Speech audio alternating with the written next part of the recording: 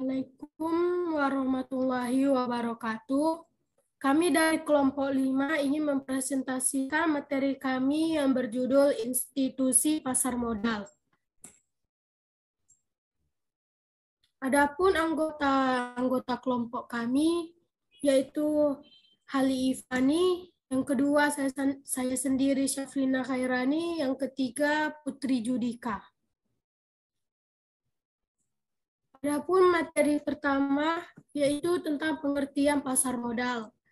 Pasar modal merupakan kegiatan yang berhubungan dengan penawaran umum dan perdagangan efek perusahaan publik yang berkaitan dengan efek yang diterbitkannya, serta lembaga dan profesi yang berkaitan dengan efek. Pasar modal adalah sarana bertemunya perusahaan maupun institusi lain yang membutuhkan dana dari masyarakat untuk pengembangan usaha, ekspansi, penambahan modal kerja, dan lain-lain. Dengan masyarakat yang hendak menginvestasikan dana mereka. Next. Instrumen pasar modal adalah salah satu instrumen investasi yang banyak diminati oleh para investor, terutama pemula yang baru ingin memasuki dunia investasi. Pasar modal memiliki beberapa jenis instrumen dengan konsep risiko dan potensi keuntungan yang berbeda-beda. Sehingga kamu perlu memahami secara mendalam karakteristik setiap instrumen investasi yang ada di pasar modal. Selanjutnya akan dilanjutkan oleh teman saya, Halifani.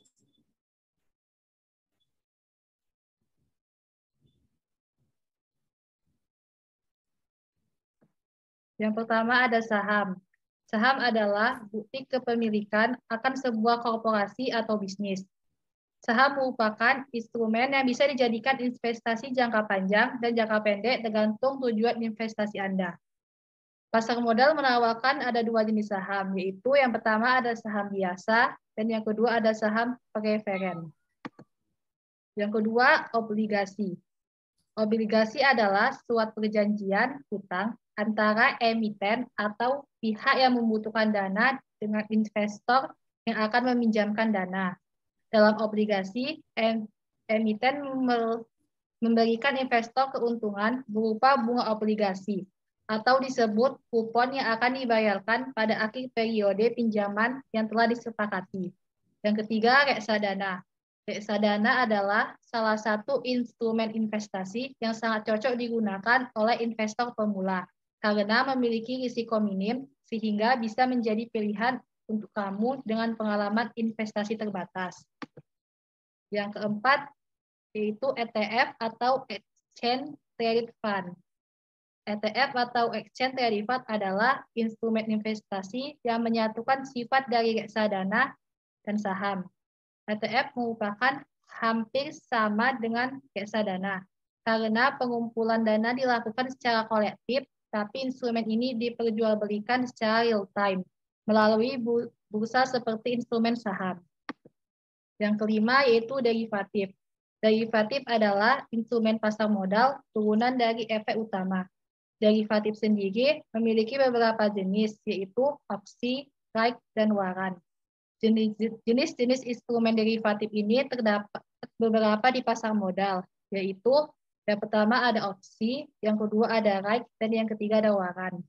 Selanjutnya akan dibacakan oleh teman saya Putri. Lembaga-lembaga terkait. 1. Badan Pengawas Pasar Modal atau BAPEPAP. 2. Perusahaan. 3. Sel Regulatory Organisation atau SRO. 4. Penasihat investasi. 5. Lembaga penunjang pasar modal. 6. Profesi penunjang pasar modal.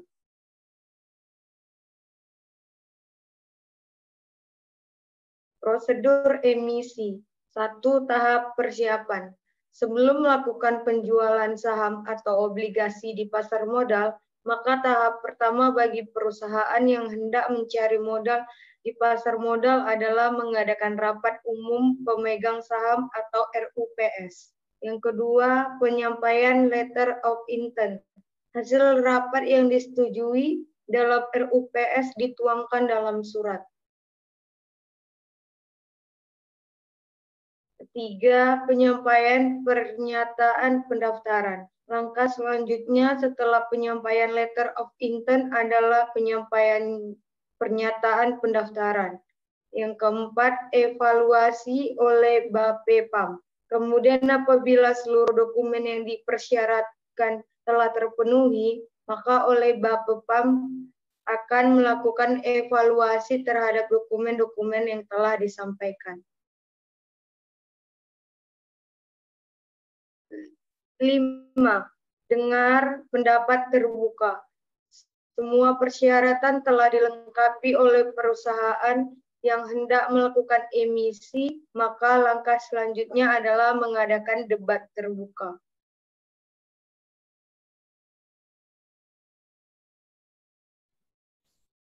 Baiklah, sekian dari presentasi kami hari ini.